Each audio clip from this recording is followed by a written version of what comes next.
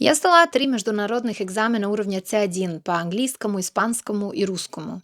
И интересно, что на каждом получила максимум баллов за устную часть. В этом ролике я хочу поделиться именно тем подходом к тренировке разговорной части, который сработал у меня и которому я обучаю своих учеников. Первое, о чем стоит поговорить, это наши ожидания от свободной речи. Потому что именно они чаще всего мешают увидеть реальный прогресс. Мы подсознательно измеряем иностранную речь той же линейкой, что и родной язык. А это сравнение нечестное с самого начала. Родной язык мы усваивали 5-7 лет в постоянном погружении, без альтернативной языковой системы в голове, мозгом ребенка, для которого это была практически единственная задача. Ни один взрослый, изучающий второй, третий, пятый язык, не находится в этих же условиях. В этом видео поговорим о том, что на самом деле значит говорить свободно и как этот навык у нас формируется на иностранном языке. Вы говорите свободно на бытовые темы, чуть запинаетесь на таких сложных и абстрактных и делаете вывод, что все еще недостаточно свободно говорите. Хотя на самом деле именно так фактически и выглядит беглость, потому что она не означает отсутствие усилия, а скорость и автоматизм доступа к языковым единицам в голове на вашем уровне знаний. И вот тут начинаются индивидуальные отличия. Большинство людей учат язык по словам, то есть запоминают отдельные единицы, слово за словом, а потом в момент речи пытаются собрать их в предложение на лету, как конструктор. Проблема в том, что эта сборка занимает время, так как каждое слово нужно достать из памяти отдельно, проверить грамматику, согласовать, и пока все это происходит, в речи, естественно, возникает пауза. Носители так не делают. Они говорят не словами, а чанками, такими готовыми блоками из нескольких слов, которые хранятся в памяти целиком и достаются одним движением, как одна единица. Если вы, например, учили язык по словам, то фраза "I'm sorry to bother you" будет собираться у вас в голове из 5 отдельных единиц, каждую из которых нужно вспомнить и состыковать. I'm sorry to bother you. А если эта фраза усвоена как единое целое, I'm sorry to bother you, она вылетает целиком в одно действие с правильной интонацией и без этой сборки на лету. Именно поэтому скорость и естественность встречи в первую очередь зависит не от количества слов, которые вы выучили в списке, а от того, сколько готовых блоков у вас в голове и насколько быстро они достаются. Но дальше встает другой вопрос. Почему при, казалось бы, одинаковом объеме практики одни люди этот автоматизм нарабатывают, а другие застревают на месте годами? Вы наверняка встречали людей, которые занимаются языком примерно столько же времени, сколько и вы, с похожим объемом инпута, но прогресс у них совершенно другой.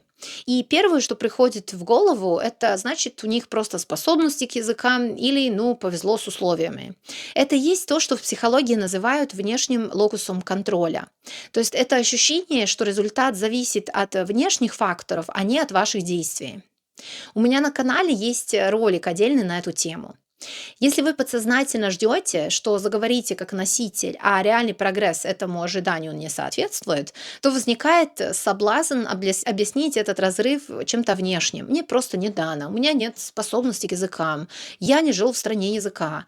И нереалистичные ожидания напрямую подпитывают вот этот внешний локус контроля, а он дальше влияет на ваше обучение. Но с другой стороны, просто поверить, что прогресс зависит от вас, недостаточно.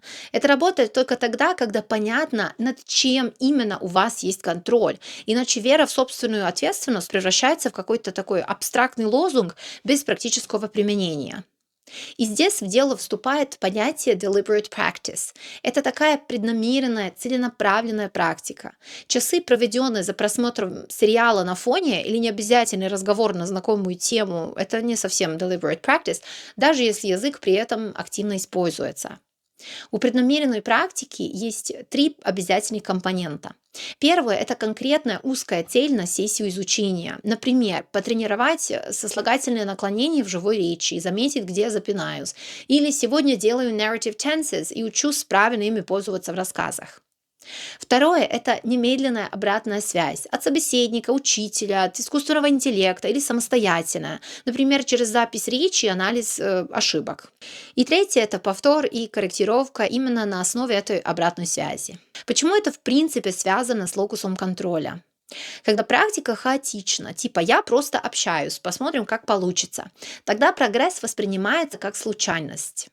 Повезло с терпеливым собеседником или попалась знакомая тема, ну, значит получилось. Это усиливает внешний локус контроля, потому что причинно-следственная связь между действием и результатом не видна, она не чувствуется. Свободная практика такого рода, конечно, тоже имеет место быть, но она не должна быть ведущей, особенно на начинающих и средних уровнях. Когда практика преднамеренная, эта связь становится явной. То есть вы видите, что именно вы сделали и что именно изменилось. Это есть ощущение контроля над процессом, такое конкретное понимание того, как ваши действия приводят к результату. Есть метод, про который я уже неоднократно говорила в роликах, который при правильном использовании является одним из примеров именно такой осознанной практики. Это shadowing. Shadowing — это метод, который, если делать его правильно, закрывает сразу оба механизма беглости, про которые сегодня я уже говорила: автоматизм чанков и принципы преднамеренной практики. Суть метода в следующем. Вы слушаете аудио на иностранном языке и проговариваете вслух почти одновременно с диктором, если вы сможете проговаривать с такой же скоростью, или с паузой и повторением, если вам первый вариант все-таки сложно дается, стараясь повторить не только слова, но и интонацию, ритм, паузы. Естественно, перед вашими глазами лежит текст аудио, и вы можете на него смотреть. Почему shadowing так хорошо работает? Здесь есть два уровня. Первый — это артикуляционный. Ваш речевой аппарат буквально не привык произносить определенные звукосочетания иностранного языка в той скорости и в том порядке, в каком это делает носитель. Shadowing тренирует именно эту мышечную моторную беглость. Второй уровень — это предсказание. Когда вы проговариваете вслед за диктором, практически синхронно, то мозг учится предугадывать, какая структура придет дальше, опираясь на типичные паттерны языка. Это тренирует ту самую скорость доступа к чанкам, о которой шла речь раньше, и помогает узнаванию и предсказанию целых блоков на лету. Чтобы shadowing был именно преднамеренной практикой, важны три вещи, которые мы уже обсуждали как компоненты осознанной практики. Конкретная цель на сессию, например, сегодня вы работаете не над всем подряд, а над интонацией вопросительных предложений, или, например, делаете shadowing фраз о своей ежедневной рутине. Потом обратная связь, записываете свой голос и сравниваете с оригиналом, отслеживая, где конкретно расходитесь, ну или просто без записи, если у вас хороший слух, сравниваете сразу, да, насколько совпадаете с оригиналом. И потом повтор с корректировкой, где повторяете тот же отрывок еще раз, уже целенаправленно исправляя то, что заметили, а не просто прогоняя текст еще раз механически. Если shadowing делается так, то это один из немногих методов, где вы тренируете сразу и моторную, и слуховую, и структурную составляющую языка одновременно в одном упражнении. Мне кажется, что имеет смысл какую-то часть работы по развитию разговорной речи сделать самостоятельно через вот именно копирование, натренировать основные фразы, чувствовать какой-то уровень уверенности, что ли, в произношении, прежде чем бежать к репетиторам и преподавателям.